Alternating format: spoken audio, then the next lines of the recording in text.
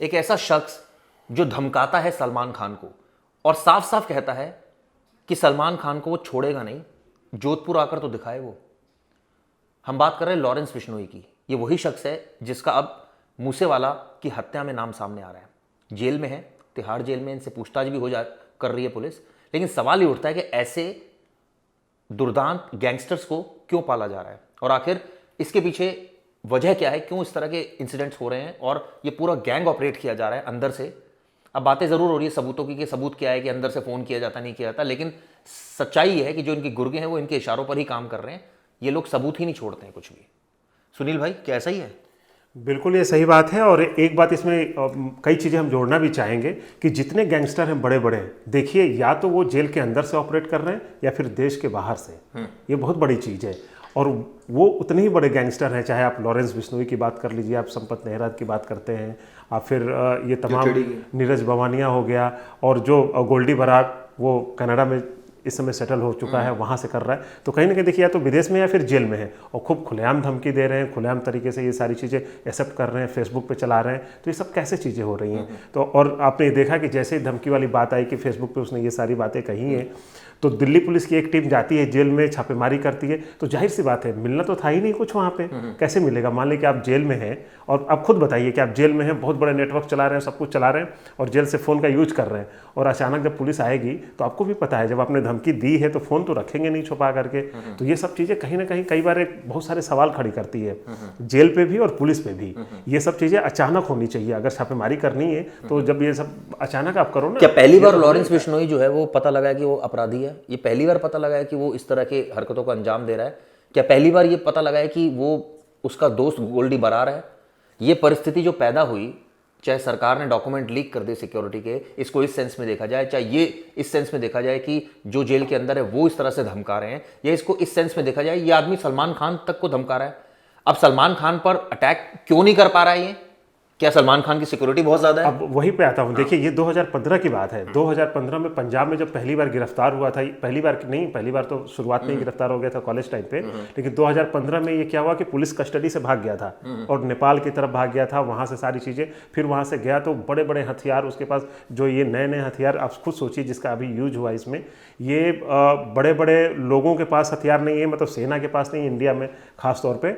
और वो रसिया का वेपन यहाँ आता है और उससे हमले किए जाते हैं। तो पूरा नेटवर्क ये नेपाल के थ्रू ये चल रहा है और नेपाल में इसकी अच्छी पकड़ है लॉरेंस बिश्नोई की। और 2015 में जब कस्टडी से भागा था तो वहाँ सिर्फ हथियार लेने के लिए गया था, और हथियार लेके जब आया तो पुलिस ने, पंजाब पुलिस ने उसे दोबारा पकड़ लिया था। यानी कि 2015 से लेकर 22 तक वो अभी तक जेल में है, कभी राजस्थान, कभी पंजाब, फिर तिहाड़ जेल। लेकिन भाई काम अपना करता जा रहा है, जो करना है वो कर रहा है। बिल्कुल कर रहा है। और इससे पहले भी कोई पहली बार नहीं है कि फेसबुक से उसने धमकी दी है। अभी आपको पता होगा कि मध्य प्रदेश और कई राजस्थान में कई ऐसे वो बिजनेसमैन थे जिनको धमकी दी गई और उनसे रंगदारी मांगी गई, उनसे पैसे। तो कौन पाल रहा है इनको? सब जानते हुए कौन पाल रहा है इनको? क्या कानून की इतनी बेबसी है कि वो कुछ नहीं कर सकता? सिर्फ हम खबरें दिखाते रहेंगे, बताते रहेंगे, उसके बारे में उसकी एक तरह से कहा जाए महिमा मंडन करते रहेंगे पूरे दिन। देखा जाए तो महिमा मंडन ही है, क्या कर सकते हैं इसमें? अब इसमें दोनों चीज़ें हैं।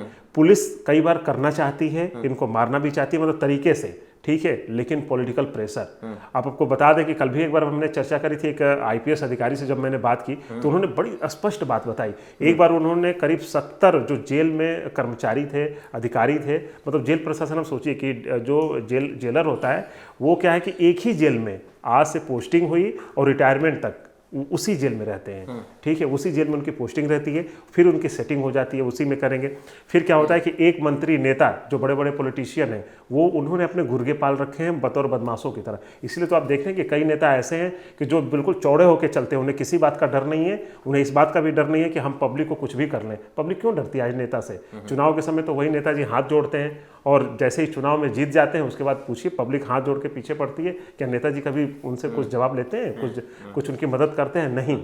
और उनको ये भी डर नहीं होता है और पब्लिक डरती रहती है। तो ये जो गैंगस्टर है, समझिए कि गैंगस्टर सीधे सीधे किसी पॉलिटिशियन के टच में है, और जैसे ही वो जेल में जाते हैं, चाहे तिहाड़ में जाएं, चाहे किसी प्रदेश, चाहे यूपी, मतलब किसी भी राज्य के जेल में चले जाएं, पहले नेताजी का फ़ोन आ जाएगा जेलर के पास, उसका ध्यान रखना है। अब सोचिए वो क्या करेगा, और नहीं ध्यान रखेगा तो उसका ट्रांसफ़र, वो चाहता है ट्रांसफ़र मेरा ना हो। तो फिर क्या होता है कि अब इसके बजाय क्या होता है कि जो गैंगस्टर है वो गैंगस्टर आपको पैसा भी प्रोवाइड करा रहा है, उसके जो गुर्गे हैं आपको जेल से बाहर से ही जो आपको चाहिए फैसिलिटी, इतने लाखों रुपए वो सारी चीज़ें मिलती हैं, और इसको बस मोबाइल चाहिए, मोबाइल का नेटवर्क मिल गया, और ये इंटरनेट कॉलिंग करते हैं। इंटरनेट कॉलिंग में भी आजकल सिग्नल ऐप और ये टेलीग्राम, व्हाट्सअप भी नहीं यूज करते अब ये, क्योंकि व्हाट्सअप पे तमाम चीज़ें हो गई जिसको ट्रेस किया जा रहा है, और सिग्नल ऐप है जिसको अभी ट्रैक नहीं किया जा सकता, उसका इस्तेमाल कम है। तो सबसे ज़्यादा जो बदमाश है वो सिग्नल ऐप को यूज कर रहे हैं, ठीक है। और इसमें जो एक और इन्वेस्टिगेशन में आया था कि जब ये सलमान खान को मारने की प्लानिंग कर रहे थे तो इन्होंने एक इनका संपत नेहरा, एक और इसका साथी था, तो उसके घर भी गया था सलमान खान के। तो कहने का मतलब ये है कि इन्होंने प्लानिंग की मूसावाला को मारने की, तो मार दिया। तो क्या अब ये माना जाए कि सलमान खान की जान को खतरा है एक्चुअल में? क्योंकि जिस तरह से लॉरेंस बिश्नोई ने ओपनली धमकाया है, या ये सिर्फ शगुफा है कि सलमान खान, और क्या वाकई सलमान खान की सिक्योरिटी इतनी वीक है कि उस तक पहुंचा जा सकता है और उसको हर्ट किया जा सकता है? नहीं, देखिए सिक्योरिटी वीक तो नहीं है, काफ़ी अच्छी पुख्ता उनकी सिक्योरिटी है, लेकिन ये जब जिस बात की आप बात कर रहे हैं ना चर्चा, ये 2018 की बात है, और 2018 में वही काले हिरन वाली बात आई थी। काले हिरन को बिश्नोई समाज का बड़ा वो उनका धार्मिक वो चीज़ है, तो इसलिए जैसे ही काले हिरन की बात हुई इसलिए उसने धमकी दी। और इसका जो अंदाज है लॉरेंस बिश्नोई, समझिए कि 2018 में जब धमकी दी तब वो पूरी दुनिया जान गई कि यार ये लॉरेंस बिश्नोई है क्या चीज़। उससे पहले तो उसे पंजाब के लोग ही जानते थे, लेकिन पूरे इंडिया में लोग नहीं जानते थे कि लॉरेंस बिश्नोई किस चिड़िया का नाम है, लेकिन उस वजह से जान गए। हालांकि उसके बाद रेकी भी करवाई, जिसका आप नाम ले रहे हैं संपत नेहरा, सब कुछ करवाया, लेकिन वो ऐसा कर नहीं पाया, अटैक तो नहीं कर पाए। नहीं तो करना नहीं चाहता या कर नहीं सकता? देखिए अब करने को तो देखिए, अब इनकी सिक्योरिटी कितनी बढ़िया थी, और खुद में अपने आप में वो जो आदमी खुद उसके पास गन है, सब कुछ है, नहीं, लेकिन हम ये नहीं चाह रहे कि अटैक हो, लेकिन हम ऐसा कह रहे हैं क्योंकि जो एक गैंगस्टर है जिसके मन में है कि वो जो चाहता है वो करता है, तो क्या वो करना नहीं चाह रहा सलमान खान के ऊपर अटैक, या फिर सलमान खान की सिक्योरिटी इतनी टाइट है कि उसके बस का नहीं है करना? देखिए उसे भी पता है कि ऐसा नहीं कि बहुत बड़े सेलिब्रिटी पे अगर कुछ भी अटैक होता है, थोड़ा भी अटैक होता है, तो पता है कि जब पुलिस अपनी पे आ जाए ना तो किसी का भी कुछ भी। तो अपनी पर कब आएगी पुलिस? मैं वही तो जानना चाह रहा हूं आपको। इतने लोग मर रहे हैं उसके बाद भी पुलिस अपनी पर नहीं आ रही है, तो कब आएगी पुलिस अपने पर? जब और लोग मरेंगे। पुलिस तब आएगी अपने पे जब उनके ऊपर अटैक होगा, जब उनके कोई पुलिस वाले की मौत होगी। यूपी में हमने देखा जब पुलिस वालों की मौत हुई तो बिकरू कांड हुआ। तो मतलब कि इस बात का वेट किया जा रहा है कि कोई आम आदमी मरे, उसकी जान की कोई कीमत नहीं है? सच्चाई है। देखिए सच्चाई तो काफ़ी हद तक है ये कि जब तक आम आदमी पे कुछ भी होता है, अब आम आदमी थाने में जाता है कितनी परेशानी झेलता है, वही एक नेताजी आते हैं, देखिए उनकी तुरंत एफआईआर दर्ज होती है। केवल फ़ोन पे पता चला उनका कुत्ता गुम हो जाता है, उसकी भी एफआईआर हो जाती है। यहाँ इंसान गुम हो जाता है, उसकी एफआईआर होती है क्या जल्दी?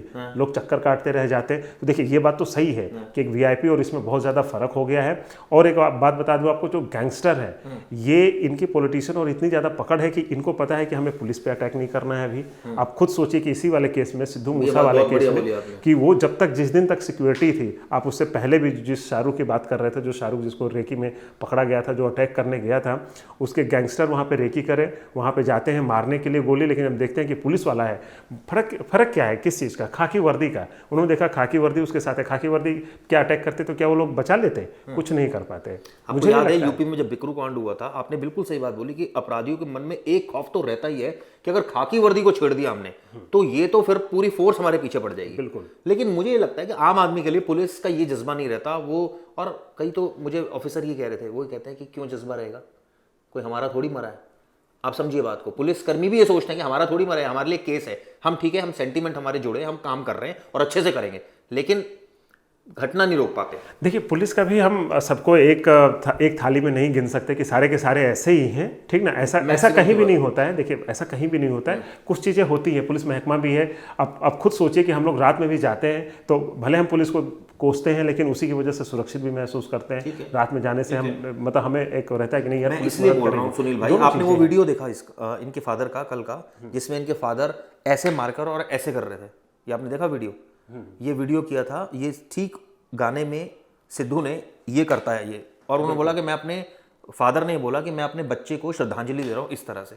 कहने का मतलब है, देखिए वो भी, उसको भी पता है कि वो एक लूजिंग एंड पर है, उसका सब कुछ बर्बाद हो चुका है, उसका बेटा चला गया है, ठीक है, लोगों का एक सेंटीमेंट है, सपोर्ट मिल रहा है, कब तक रहेगा, कितने लोग कितने दिन तक रहेंगे ये एक अलग बात है, लेकिन वो इमोशनल होकर सारी चीज़ें लिख रहा है। लेकिन उनको पता है कि वो लूजिंग एंड पर है, उनके घर का एक चिराग बुझ गया, मैं तो ये कहूँगा, और उसके लिए सीधा सीधा दोषी जो है ऑब्वियसली लॉरेंस बिश्नोई का नाम आ रहा है, पुलिस है।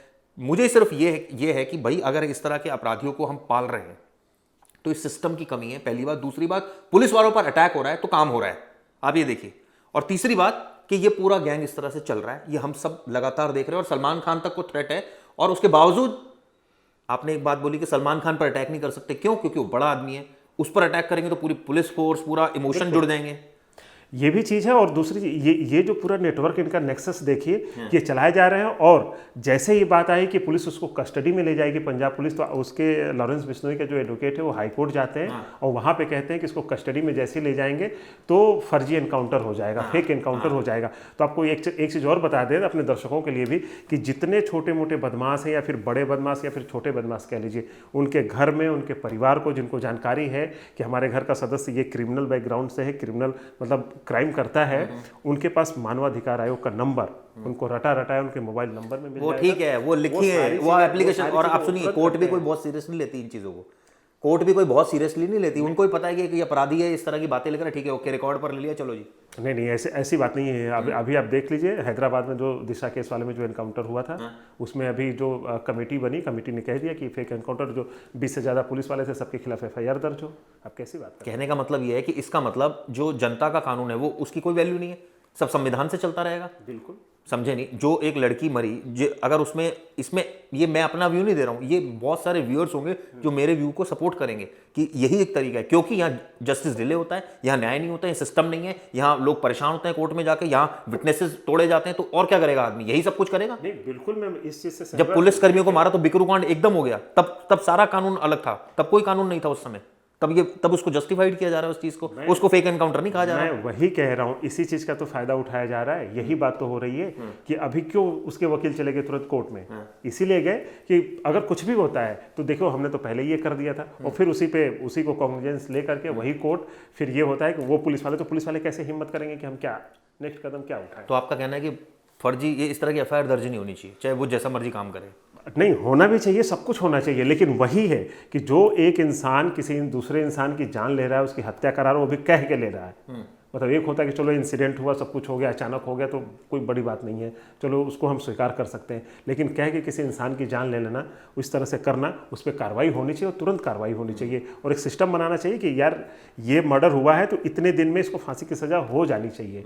होता क्या है, लेकिन तो केस चलता रहता है, ऐसा तो होता नहीं है जितनी आप बातें कर रहे हैं कि इतने दिनों में हो जाना चाहिए, ये तो हम कई अरसों से बात कर रहे हैं। नहीं हो पाता है, बिल्कुल आपकी बात सही है, लेकिन वही हम सिर्फ डिस्कस ही कर सकते हैं। जो कानून बनाना है या कायदे में सरकार को नए जो जितने लॉ एंड ऑर्डर है, लॉ एंड ऑर्डर आपको पता है स्टेट का सब्जेक्ट है, आप उस पर कानून बनाइए ना, आप उसको करिए। जो जरा से कोई बात होती है इस तरह की होती है, कई जगह स्नैचिंग पे 10 साल की बड़ी सजा हो गई है, ठीक है, छोटे से कांड पे तो इस तरह का किसी को गोली मार देना, मर्डर कर देना, मतलब उस पर कुछ तो कुछ आप ऐसा करिए कि एक टाइम लिमिट में यार न्याय मिल जाए। ऐसा होने लगेगा तो देखिए ये सब हो जाए। अब ये खुद ही लॉरेंस बिश्नोई, और मैं तो कहता हूँ कानून ऐसा भी आ जाए, बिकरू कांड टाइप कानून आ जाए ऐसा कि अगर आपकी हिस्ट्री है, कोई सुनवाई नहीं, बिल्कुल आ जाए, आना चाहिए। देखिए जो कानून जब तक बनेगा नहीं, पास नहीं होगा, तब तक वो चीज़ें नहीं होंगी। अब पुलिस के मन में भी डर होता है कि मान लीजिए वो एनकाउंटर कर रहे हैं, ठीक है, सब कुछ असली में भी हो रहा है, लेकिन उसके बाद उनकी पीढ़ियां, मतलब रिटायरमेंट के बाद भी पुलिस वालों को जेल जाना पड़ता है। आपने बहुत सारे केसेस देखे होंगे एनकाउंटर के केसेस में, तो सोचिए कि उसकी ज़िंदगी क्या है। एक तो उसने किसी चीज़ को, अगर किसी ने बहुत बड़ा क्राइम किया है, उसका एनकाउंटर होता है, ठीक है, वो तो सही काम किया, लेकिन वो बेचारा रिटायर हो गया, रिटायरमेंट के बाद जेल जा रहा है, उसके परिवार के बारे में सोचिए, क्यों करेगा पुलिस वाला भी। तो तमाम बातें थी जो हमने डिस्कस करी। अब सवाल ये उठता है कि क्या सलमान खान की जान को खतरा है, क्या लॉरेंस बिश्नोई की जान को खतरा है, या सलमान खान की जान को खतरा है, या इन दोनों को आपस में खतरा है? ये सबसे इंपॉर्टेंट है। क्या लॉरेंस बिश्नोई सोच रहा है कि सलमान खान को वो जब चाहे खतरा पहुंचा सकता है? क्या वाकई सलमान खान की सिक्योरिटी इतनी वीक है, या बहुत ज्यादा स्ट्रांग है, या किसी डर की वजह से लॉरेंस बिश्नोई नहीं कर रहा है? ये तमाम ऐसे सवाल हैं जो ऑब्वियसली ये एक जहन में है, इसलिए हमने डिस्कस किए, लेकिन एट द एंड हमने जो सिस्टम पर डिस्कस किया वो ज़रूरी था कि बताना कि किस तरह से यहाँ सिस्टम फ्लोट हो रहा है और इसको चेंज होना चाहिए, ताकि बिल्कुल, ताकि ये हो सके कि आम आदमी हो या फिर बहुत VIP हो या फिर राजनेता हो, नेता हो या अधिकारी हो, पुलिस अधिकारी हो या कोई भी हो, मतलब अपराध सबके लिए समान होना चाहिए। अगर कोई अपराध करता है तो सजा भी सबके लिए समान होनी चाहिए, ना कि उसमें पहचान हो, ना कि और बल्कि मुझे तो कई लोग ये भी कहते हैं ना, पुलिस वालों का भी तो दिल होता है, वो इंसान होते हैं ना, वो भी तो डरते हैं। अगर उन्होंने मान लीजिए एक कलेक्टिवली कोई एनकाउंटर कर दिया तो एट द एंड उनको ये भी तो डर होता है ना कि यार हमने किया और उस अपराधी के रिश्तेदारों को पता होता है कि इस पुलिस वाले ने किया है। मैं आपको बता क्या गारंटी है उसकी जान बता की? दूं अपने ये नोएडा का ही एक उदाहरण है कि यहाँ के एक बहुत बड़े पहले डीएम हुआ करते थे। उन्होंने क्या करा कि बहुत सारे जो हिस्ट्री सीटर हैं उनकी हिस्ट्री सीट खोली दोबारा, और उनके जो प्रॉपर्टी उस पर कब्जा कराना, ये सारी कुर्की करवाना, ये करवाए। इतनी उन्हें धमकी मिली, इतनी धमकियां मिली कि कम से कम 10 पुलिस वालों को लेकर के अलग से 2 गाड़ियों में उनके साथ फोर्स चलती थी। सोचिए, डीएम खुद अपने जिले में सुरक्षित महसूस नहीं कर रहे थे जब ये आदेश दिया, तो ये हालात हो गए थे। तो बंदा क्यों पंगा लेगा? इसके लिए बाकायदा लेटर उन्होंने शासन को लिखा था, उत्तर प्रदेश सरकार को। उसके बाद 10 सिक्योरिटी उनको अलग से दी गई थी। तो ये हालात है।